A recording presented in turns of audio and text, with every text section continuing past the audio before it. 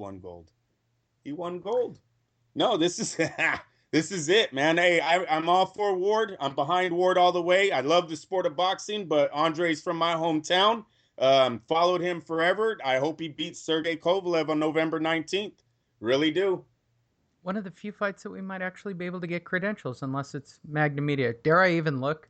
Should You I look should. No, frightfully? you should, because we need to know. Well, I'm going to look on the website right now. This is going to be depressing. Well, You're going to find he's out with Rock immediately. Nation and its main events, so I don't know. No, it's not listed on the Magna Media Yes, website. yes. It's still Chocolito versus Prince Cordoba, whenever that is, September 10th at the Forum. I can't believe anybody will show up for that. And Canelo versus Smith. They must be giving away tickets. He's 12 rounds. That's all I can imagine. He's 12 rounds away. He's 12 rounds away from a bigger Nike contract. He's 12 rounds away from being the face of HBO. He's 12 rounds away from us forgetting about the guy that retired last year. I'm dead serious. Andre Ward so fast will take that trophy, that torch from De La Hoya over here talking about, oh, Canelo, Mayweather passed the torch. Canelo, are you serious? He beat the shit out of your boy. Your boy didn't win 4 rounds against Floyd Mayweather. Are you serious? Pass the torch. Do you even know what that means? Jesus. You had a lot of coffee. Tickets start at $55 Lee, and are available on Axis.com, AXS.com. Lee. T-Mobile Arena box office. Kovalev War, pound for pound, is presented by Main Events, Rock Nation. We know Main Events. I like them. I get along with them. Wait, there's a strong possibility I might be allowed to go to this fight. And tell them you're coming Tuesday, bro. Look at these stutters. Actually, Main Events likes me. Let's do this. I don't know anything about Rock Nation. I've been to Vegas over 40 times for fights, Lee. I've never driven in my life. I'll drive. I really don't care. I'll be there. Just the hotel will be. How do you not want to? I don't know about the drive from where I know, you are, man. Hey, I hear it's a bummer. That's why I've never done it. It is a bummer. I've made that drive up, but I can't imagine going back on a Sunday morning. Oh no, it would be awful. Jose Benavidez Jr. shot in Arizona. Undefeated welterweight Jose Benavidez Jr., who's 25-0 as a pro, was shot. Sad. Was shot. Yeah. Not a shot. Was shot out on a walk in Arizona early Tuesday morning. But we're told he's expected to survive. The 24-year-old top-ranked fighter is a rising star in this sport. Recently chalked up a high-profile victory over Francisco Santana. Sources tell us. I love TMZ. Sources tell us Benavidez was out walking one of his pets near his home in Phoenix when he was approached by an unknown man who pulled out a gun and shot him in the leg. Okay, who did he owe money to? Yeah, I don't believe the report, but whatever. I don't believe I'm already out at that. Like, who does he owe? Sounds like Ryan Lockett made up that story, Lee. He just walked up and shot me. I don't know. Yeah, right. That seems totally gang related. In the leg. Yeah, here's warning. You know what the cop said after to his partner? He was like, yeah, these gang members never give us information. Right. No, I'm a world-class fighter. You still live in Phoenix. Yeah, your name's Benavidez, son. Don't fuck around with me. Yeah, right. We'll taser you and take you in. Don't bleed all over my car. No Triple G fight, but you. Oh wait, I gotta follow up. Oh, okay, go ahead. He's gonna live right now. His career is in jeopardy. He was always gonna live. No, his career is in jeopardy though. No. Oh yeah, that I kind of. Sometimes you get shot in the leg, it hits that main vein, and you're checked out of here too. So he was very lucky he got through that, but they don't know how the damage is gonna affect his career. So very sad either way how this thing played out over there. But hopefully Benavidez could come back. Look, he's undefeated. We know Benavidez was having some shaky fights here when Top Rank tried to pick up his opposition a little. So, with this is going to be a major setback. I expect when he comes back, Top Rank puts him in a big fight soon because they really don't know what they have with him. At first, with him 100%, he was having some controversial decisions. Now with him with an affected leg, who knows what he's going to look like in the ring. So just sad all the way around. Did I mention it was Go Topless Day? Just wanted to share that again with that depressing story. No Triple G fight, but Eubanks Jr. versus Langford is on. Hall of Fame promoter Frank Warren, trying to put polish on a turd, announced yesterday that Chris Eubanks and Tommy Langford is on for Cardiff Motor Point Arena on October 22nd. After the Eubanks team let a big money world fight with unified world champion Gennady Golovkin slip away, Warren snapped up the Eubank Langford cash at a purse bid for Eubanks British middleweight mandatory.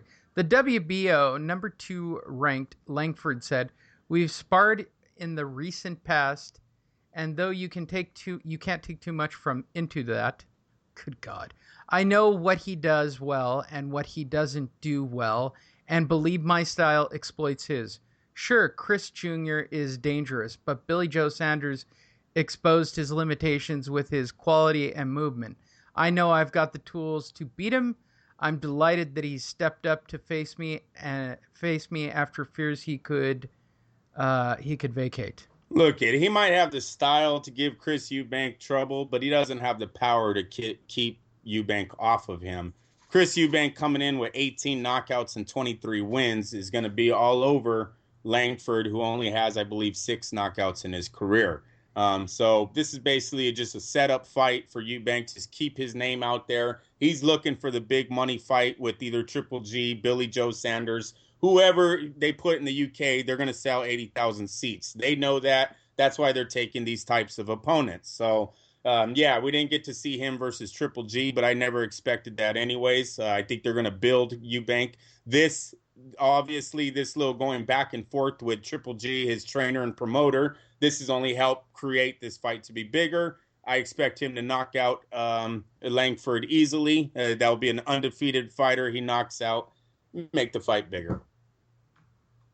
Yeah. That's all it's there about. Yeah. We got to wait. Canelo Alvarez, quick camp notes.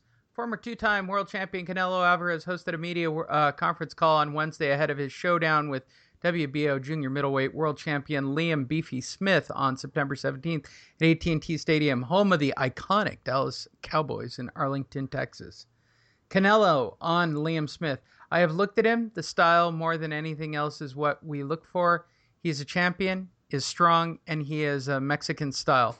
Part of the reason for choosing Liam was because he is a world champion, and I want to be a world champion in my weight division. Yeah. Can we stop with the Mexican style, though? Seriously? Like Triple G said it was cute. We're over it, right? Whether Liam Smith is recognized name or not, he is still a very good fighter, and I'm preparing like I always do to give 100%. Canelo on Triple G bout being delayed. There are always going to be critics, but at the end of the day, I have to do what is best for my career. I can't be fighting this fight thinking of Golovkin. I have to stay focused on Liam Smith. I know. Canelo, you know what? Can I just say it? Canelo's an asshole. He's turning out to be. He really is. He's an asshole. Yep. You know what? And Oscar, this is Oscar's flagship. So he's putting the sail up behind this whole thing and he's going to town with it. I'm just saying straight up, this whole thing sucks the whole high. Like he should have just fought Triple G. Like he should have just made that fight happen. They've come.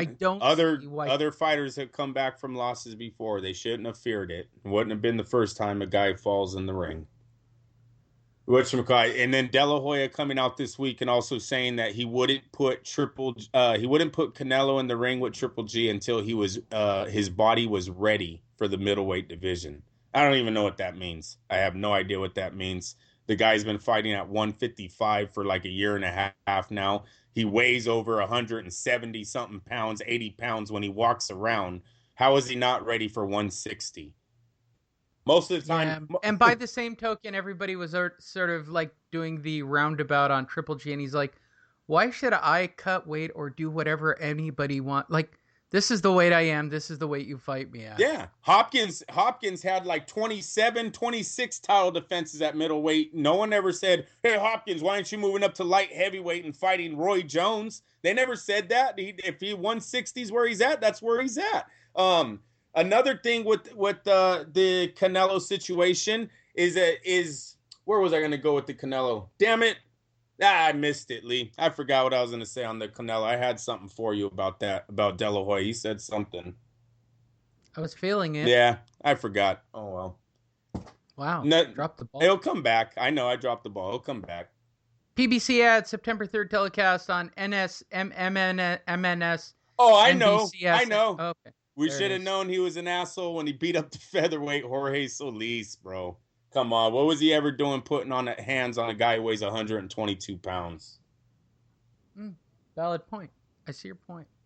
PBC ads September 3rd telecast on NBCSN QRST.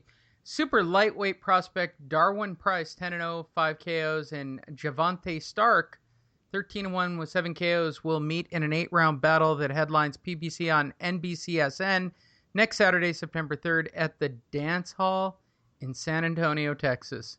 Wow. The telecast also features unbeaten super lightweight Ricky Edwards and Jordan Fromenta Nice. competing in another 8-rounder.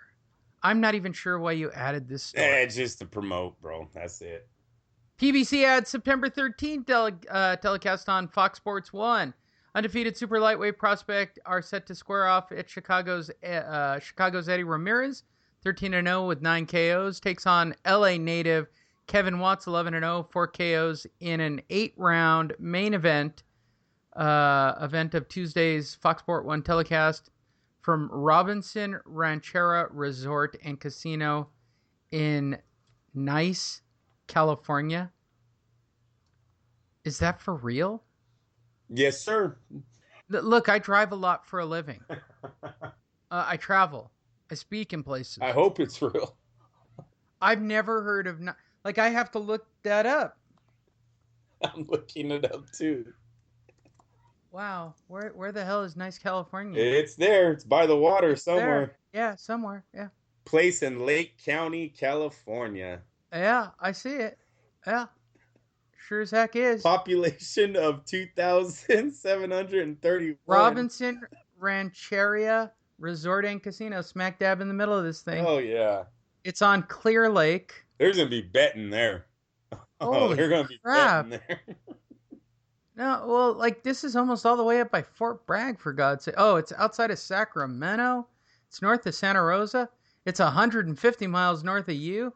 It's like going up to Redding. Good Lord. It's up by Elk Creek.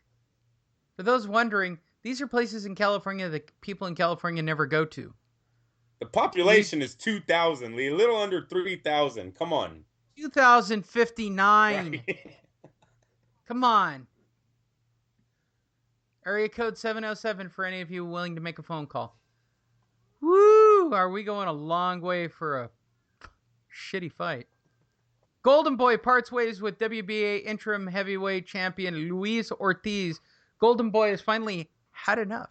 Today, Golden Boy and Luis Ortiz amicably, there's no amicably with Oscar, parted ways, said Stefan Friedman, spokesman for Golden Boy Promotion.